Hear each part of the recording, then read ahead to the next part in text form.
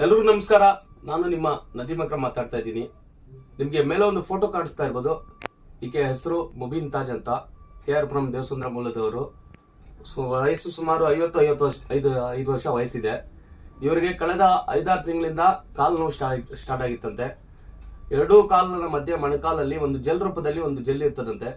ಅದು ಖಾಲಿಯಾಗಿ ಇವಾಗ ಇವ್ರಿಗೆ ಕೆಂಪೇಗೌಡ ಹಾಸ್ಪಿಟಲ್ ಅಲ್ಲಿ ಅಡ್ಮಿಟ್ ಮಾಡಿದ್ದಾರೆ. ಒಂದು ಇಂಜೆಕ್ಷನ್ಗೆ ಸುಮಾರು 20,000 ರೂಪಾಯಿಗಳು ಕೇಳ್ತಾ ಇದ್ದಾರೆ ಮತ್ತೆ ವೈದ್ಯರು. ಮತ್ತೆ ಅದೇ ರೀತಿಯಾಗಿ ಇವರ ಫುಲ್ ಟ್ರೀಟ್ಮೆಂಟ್ಗೆ 70,000 ರಿಂದ 80,000 ರೂಪಾಯಿ ಅವಶ್ಯಕತೆ ಇದೆ. ದಯವಿಟ್ಟು ನಿಮ್ಮಲ್ಲೆಲ್ಲ ನಾನು ರಿಕ್ವೆಸ್ಟ್ ಮಾಡ್ಕೊತೀನಿ, ನಿಮ್ಮಲ್ಲಿ ಎಷ್ಟು ಸಪೋರ್ಟ್ ಮಾಡೋಕ್ಕಾಗುತ್ತೋ ಅಷ್ಟು ಸಪೋರ್ಟ್ ಮಾಡಿ.